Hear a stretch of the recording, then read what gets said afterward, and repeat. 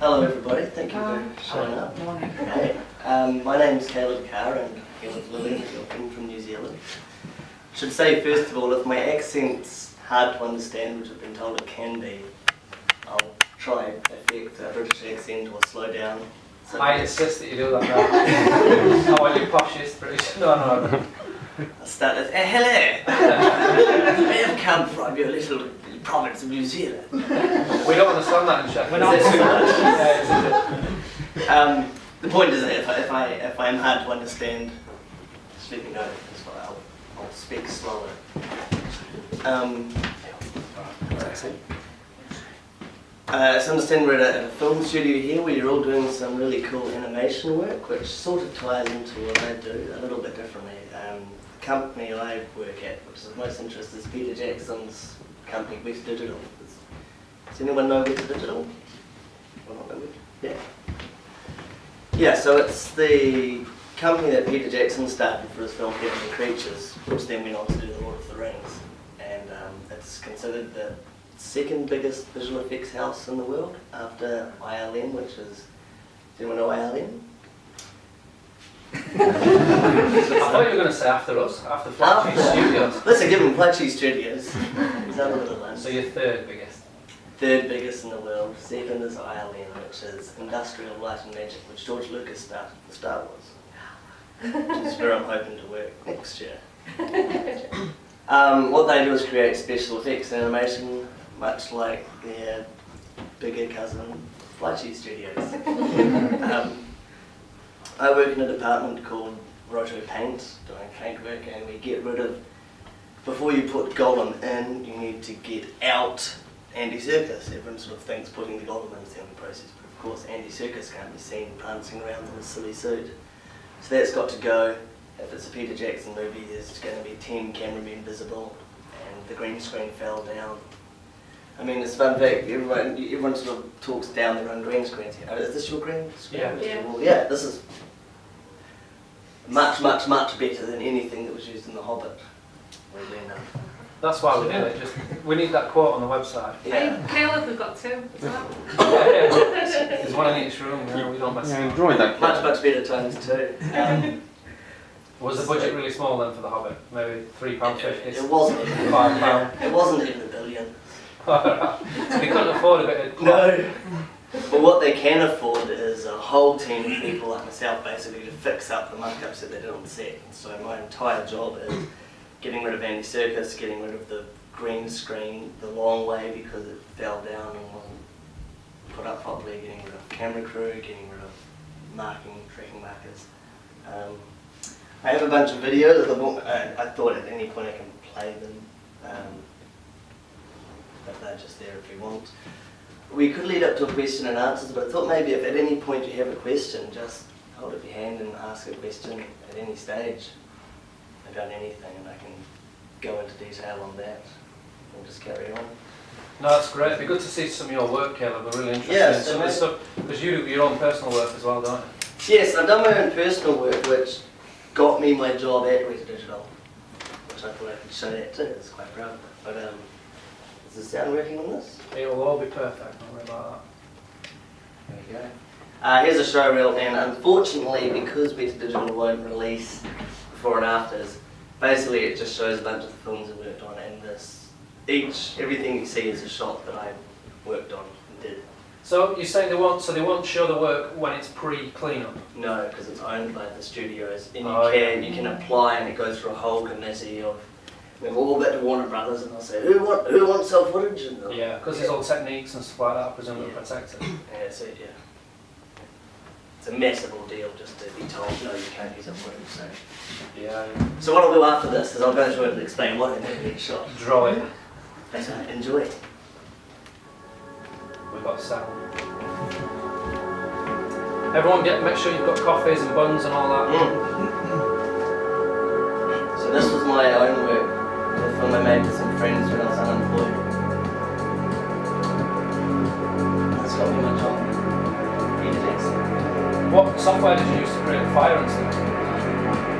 The making of the new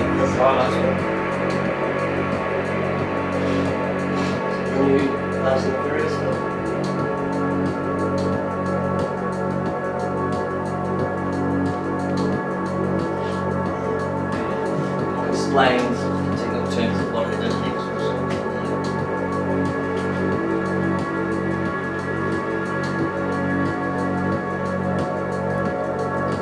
a cameraman left in. Is that your fault? Yeah. It does happen, doesn't it? Some film. No, I'm not saying Not your your fault. Not my fault, No, no, of course. Doing. Actually, all of these are really interesting things are going on before, which they go through explain.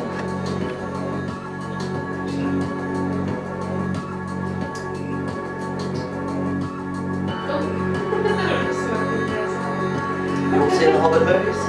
Yeah, I really enjoyed them. Yes, oh that's good. Seen the first one. Yeah, I might start again, so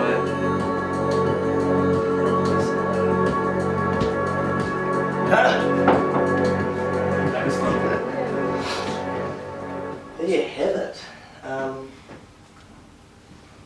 Yeah? Yeah, that was pretty impressive. You can have a round of applause. Any questions on that? Yeah. Can I just ask you what rotoscoping actually is? I know you mentioned it earlier. Yeah, oh yeah, okay, for sure. I saw someone on the Facebook page was teaching themselves rotoscoping in Photoshop.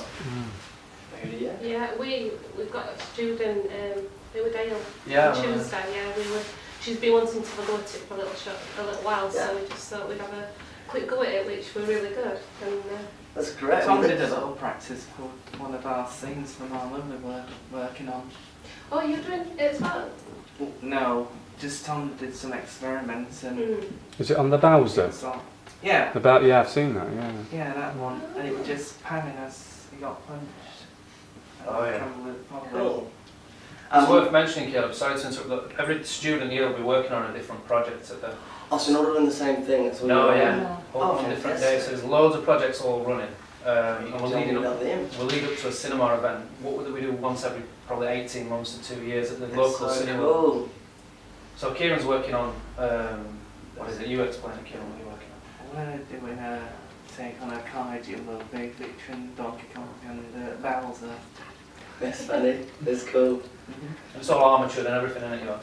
Yeah. And you'll come up And all with your stop motion combines and that. Oh, maybe I'll show you some techniques you can use for it all. I'll just quickly interject, but I'm just taking my hoodie off because it's getting hot. But I wore it specially just to show you this is the official Hobbit, the Battle of the Five Armies. So we thought our hoodies are still more impressive, but that is a very impressive. If it had a Flycheese logo on it, then that's it. I think we should put a badge on. I think Caleb needs to have them spare with his own way. Take one or what? Spare one? Spare, Yeah. he definitely needs one out of this.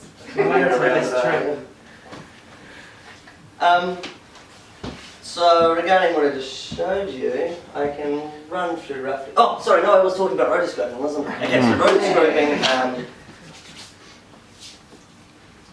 I'm making this up as I talk. I'm pretty sure roto literally means to trace or to go around. That's where you hear rotary motors. That's the way they work, and so I think that's where the term comes from. And the scoping, I think, is the machine they used to use. The technique. Anyway, what you're doing is, yes? Rotoscoping is when you take a real-life object and draw around it to form animation. In other words, you take many pictures of Close. a real-life thing moving, or Yes. filming it, and then draw around each and every frame. Yes. Yes. And the idea is you isolate, the official term is you isolate an area of an image for further manipulation. So The original Hobbit movie did this, before Yes. Peter Jackson. yes, and you're very correct. And that's also called rotoscoping. But I think it's an incorrect use of the term. I think rotoscoping is used quite widely, and Yeah, the it is. rotoscoping It's we were used a doing lot. is But- different to what you were doing as well. Yeah, at least in the visual effects industry, rotoscoping as opposed, you're very right, that's what they call that, where you paint over live action and you create the... I think what you're talking about is motion capture, if we're thinking of Gollum here. No, motion captures where you've... You know what, Tim, it's very impressive. Mm. I like it. That's where you have the suit and it's automatically tracked. Rotoscoping is the act of, you know the lasso tool in Photoshop? That's rotoscoping, except you do that for every single frame. And the idea is just to create an outline to use that shape, whether they want to take the person out of the picture and put them in a new shot, or whether they just want to brighten that area, or whether they want to fill that area with smoke.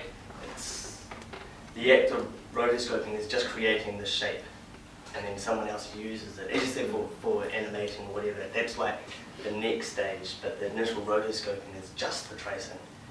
And So would that be done in combination with a green screen most of the time? Is it a clean-up process? Ideally, well, what you're trying to achieve, the shape you get is called a matte. And so if you're in front of a green screen, you do what's called keying. That's where you pick out the key colour, and that's one way of achieving a matte. And where the subject isn't on a green screen is where you need to use rotoscoping. Oh, right, okay. Yeah, so you were very correct about rotoscoping being used in the Ralph Bakshi's Hobbit and Lord of the Rings film. But it's they're using the same term for a slightly different purpose. The rotoscoping, at least that I did, and is used for visual effects, is just tracing an area, and they'll do what they like with that shape. And technically, they traced as well. They just took it to their advantage.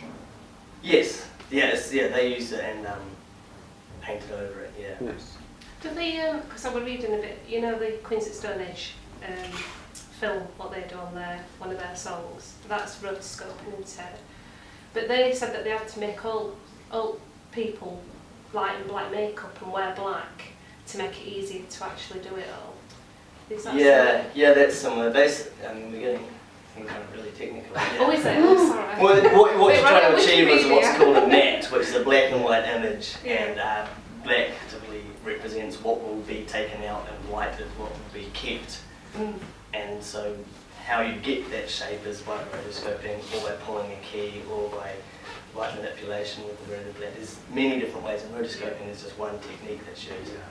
And in the case of Peter Jackson films, where he doesn't hang the green screens properly or like these things in the way, you have to the green screening isn't working, and you just have to draw around it. And how many frames a second did you have to do for So the Hobbit was 48 frames per second, and that's in stereo, which is 3D, so you've got both eyes, so you have to do everything twice, and they have to be pixel perfect. So you have to match each other perfectly? Yes. And I worked on the very first shot in The Hobbit that was started work on, and it was, I think, 7,000 frames long. Wow.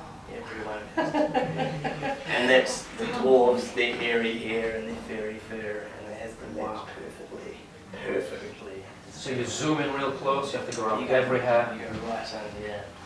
It's very tedious, very time consuming, but necessary. And then digital paint, which is the other side of roto paint, is the photoshopping, where you paint the background over the top of Andy Serkis, you get rid of the cameraman, get rid of everything that's not needed, and rotoscoping and paint sort of go hand in hand with each other. Yeah, Yeah, so that's cool. it's cool. It's a great technique, isn't it? It's a really... It can be quite therapeutic. I really enjoy it. Some people don't like it. Some of you might hate it, some people might enjoy it. Quite like it. You kind of zone out, listen to your headphones and go, okay, 7,000 frames is me for the next month. Is that how long it roughly takes then for 7,000? Yeah, it took me, well, I ended up doing smaller shots to break it up because it's taking so long. But you should get about 3 shots done a week in rotoscoping, I think. That's the average time. But Three what? shots. Okay. Do we know what shots are as opposed to frames and scenes? Yes. Yeah. I studied media in college, of course I know.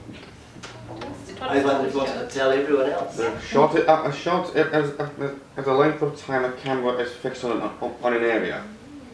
Yes, exactly, perfect. And the scene is the collection of all the different shots making up a See. scene. Yeah, and a frame is each time the aperture opens and photographs a moment. I thought I just showed you the show reel, so I guess I could skim through and show you what was done in each shot, because it's not always obvious. I'll show the making of this separately. Can I just ask you, do you ever go out on set as well? Or are you just mainly based The in roto, no, we studio? don't need to, no. No. Other parts of the team do. There's where the digital fluctuates between, it's okay, like 800 on a quiet time to 2,000 at the height of so there's a lot of people working in, so yeah, a section of them doing their job to go on set, and they take all the photos and texture and background. Yeah. Has anyone seen Fast and the Furious 7?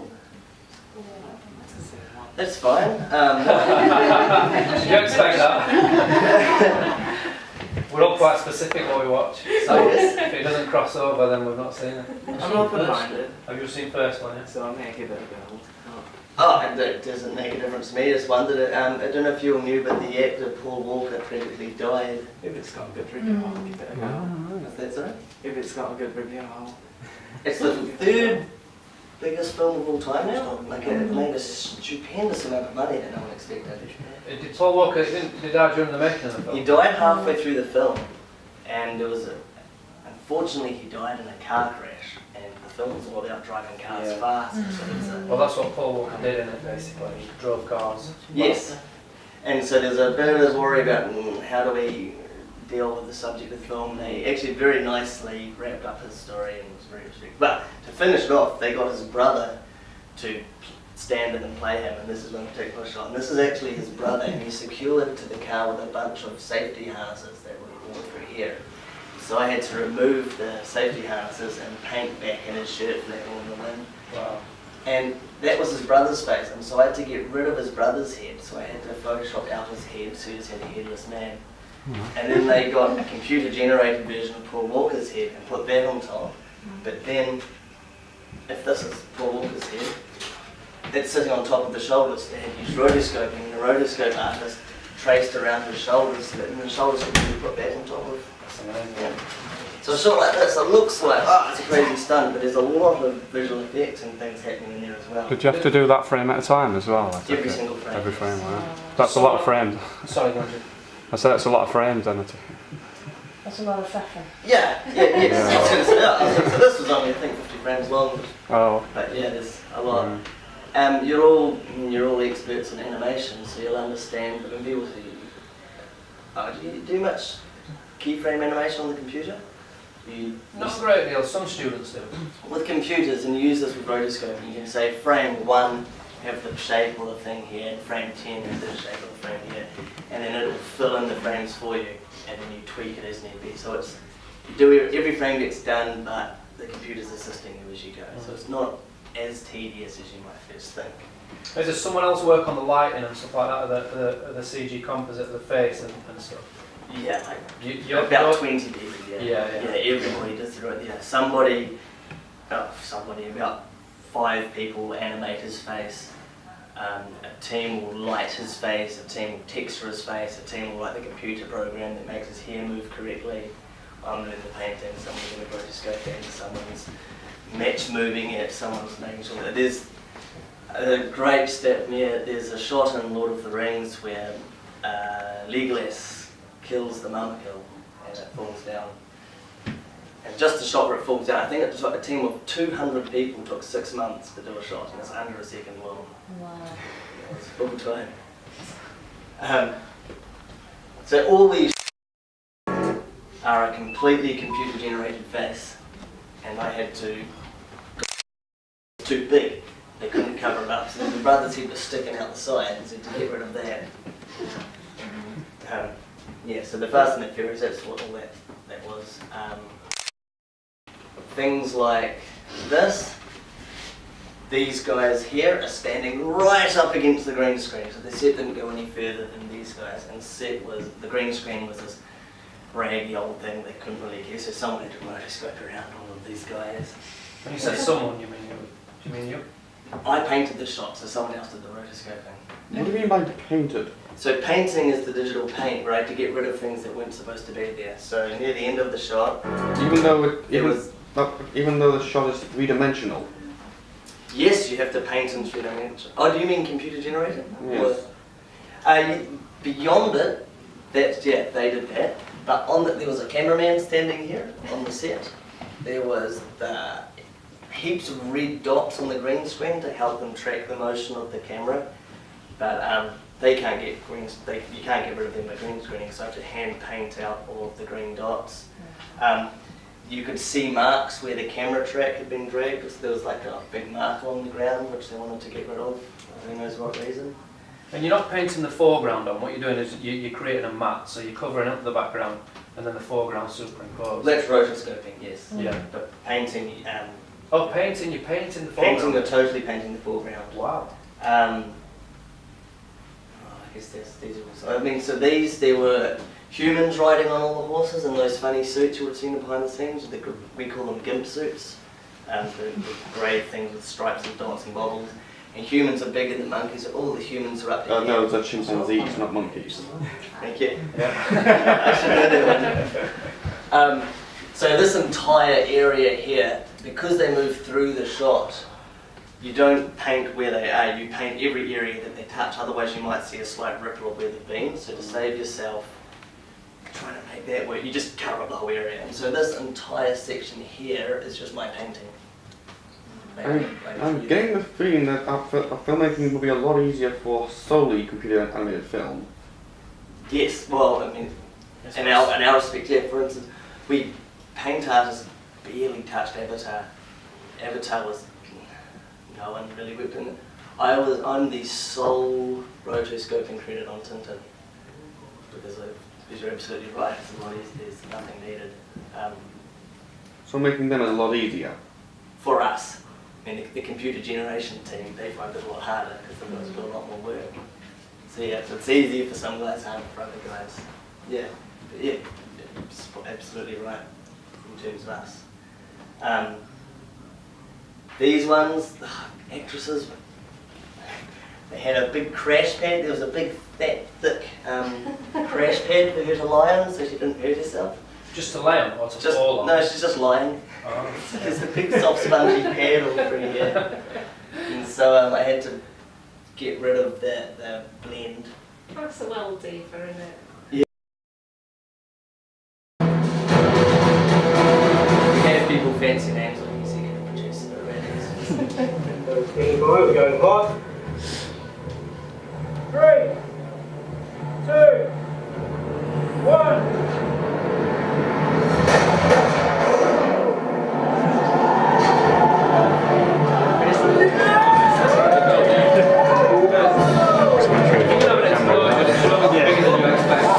Very impressive. It was a lot bigger than we didn't think was going to go. You can see that. Oh, that was amazing. He got that. A blue screen. So the explosion was amazing. It was huge. And Alex, thank you very much for coming on. Pleasure helping us. So this was the culmination, and it's been a treat to watch it as it was being built, as the thing designed, and it shows once again that miniatures will give you what you need. Did you use more than one camera, Kieran? Yes, we filmed it from 4 different angles. Ah, right. New Zealand on the top. Is that so? New Zealand. Yes. Oh yes, that's all in New Zealand. That's our home city. Have you ever been to Australia? Yes. Because my auntie lives down there. Yeah. I just watched that programme called Down Under. Because my auntie lives down there. I've got some cousins down there. What blow stuff up does she, Adam? Yeah. Yeah. She came here for my brother's wedding. Oh, great. Maybe. But she's not actually Australian, but she sounds it, but she's actually Irish. All right. Well, you'll be well familiar with what it's like down there. Then you should go visit. Yeah. I went to Australia once when I was 13. That was amazing, that. I thought... New Zealand and Australia are very different. I know the voltage is different. What is? The voltage is different. The voltage. Oh yeah. You know what I mean about the electricity, their voltage. I never understand. We've got the highest voltage in the United Kingdom. Check us out, we've got the highest voltage in Europe. haven't we? Highest voltage, best film company, and funny name for lights. That was amazing, that. Yeah, so you're right. We filmed that from 3 different angles, and then it was a Richard pointed out for you, Photoshop or composite that into the other angles. And I was just thinking if you'd not loaded your camera, like, and you just blown your miniature up, you're in trouble. Yeah, you only get one take, don't you, or something like that. After that, it remembers. Caleb. Yeah. You know when you were doing that explosion with the building? Yeah. Was that blue screen flame resistant? No, we had 2. A place called Portsmouth hires out blue screens and film equipment. We went there and said, "Oh, can we have one of your green screens or blue screens?" Like, yeah, sure, cool. How much? Blah blah. I said, "Yeah, it's film an explosion." And they said, "What? An explosion, is it?" No, thanks. It was too late. They wouldn't give us the green screen, so we had to use our own tarpaulin. Really? I was like, "We won't damage it." As you saw, it was about within 2 frames that blue screen just melted it. Did it burn any holes? It's completely Yeah. caught fire. There's a massive gap in it. Yeah, it melted to nothing. When we went to clear it up, it was just like sludge on the ground.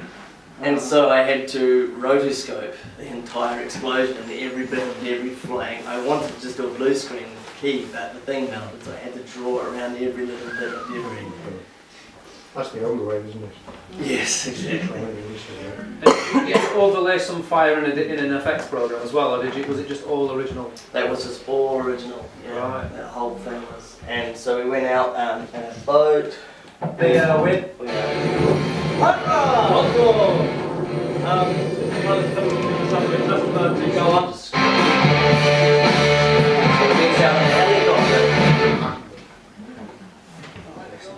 Because we'd filmed the miniature, but of course you need to film the actual plate, and the cameras were, a metre high, which in the real world seems to be a lot higher. So this is Lily in my hometown, Wellington. And we filmed from the helicopter.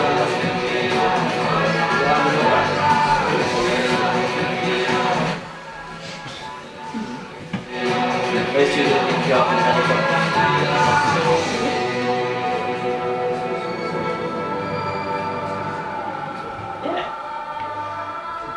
And so it was because of this project that I got my job at Wesa, and well, we'll probably see in a second.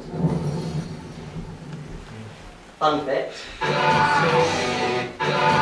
Hayden,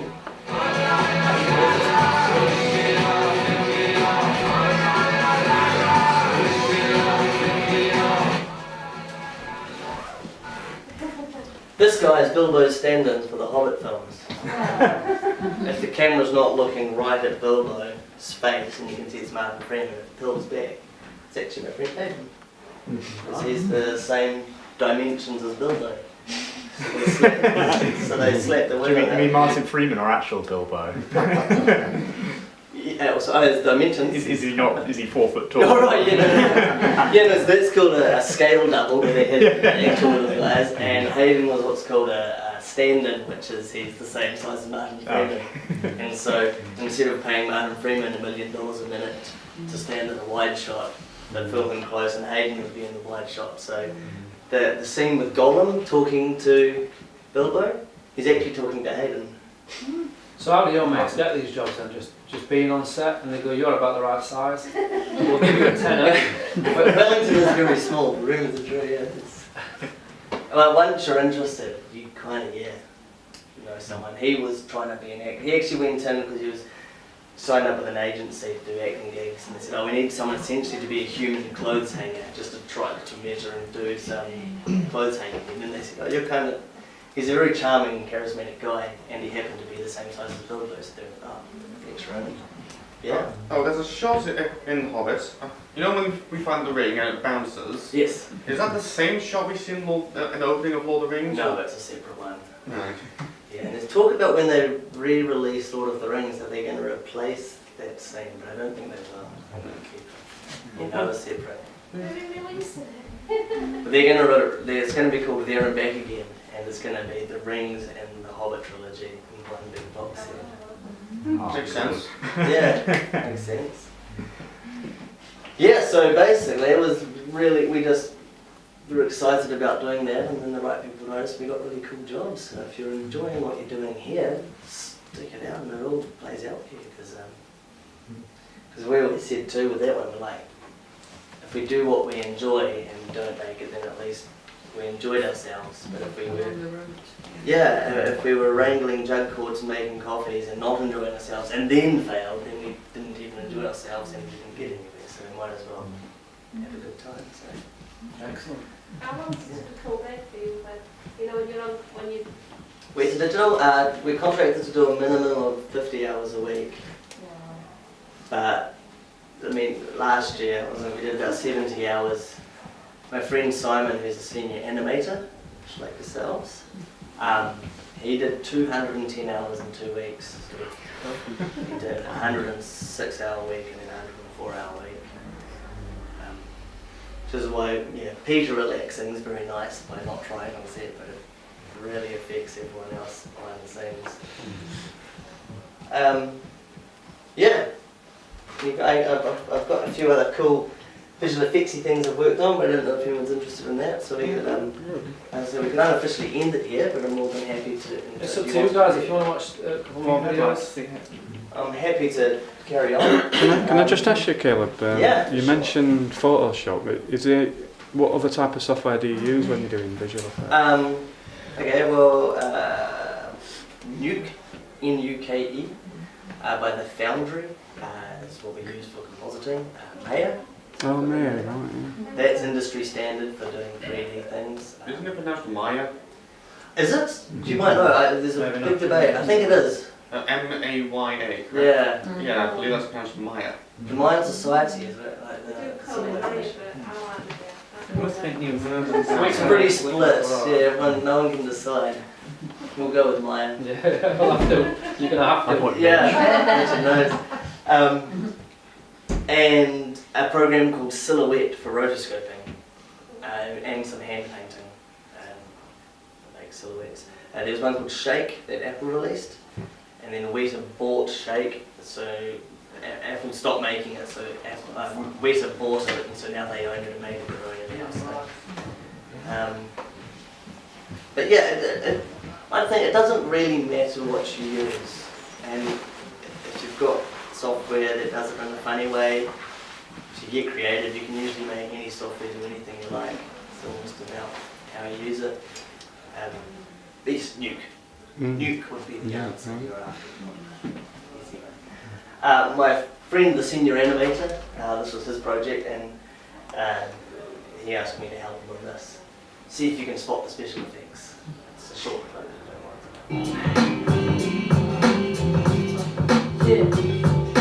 I woke up feeling like I broke both legs. Head still stinging from the pippin' lopez. Bring my mate with me like, hey bro, sis. This is like, what your mate's dope is.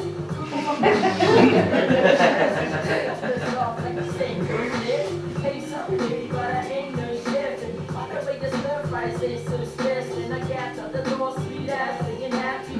This is Wellington again. Jumped in the circle, beat it, kicked it, listen. Then we took a quick trip to Kingston for liquid. Sat and talked shit with the boys I was kids with. Jonas style smoking J, they get bullshit quick. Never heard of one, yeah, word, that's sick shit. Everybody's trying to sneak away from him on 52. There's no one understands what he's on about like Chrissy, but we get you, about to change, about to play the bird. It is so Do you understand the Kiwi accent? Formally, thank you, Caleb. I mean, thanks a lot. Absolutely. For coming.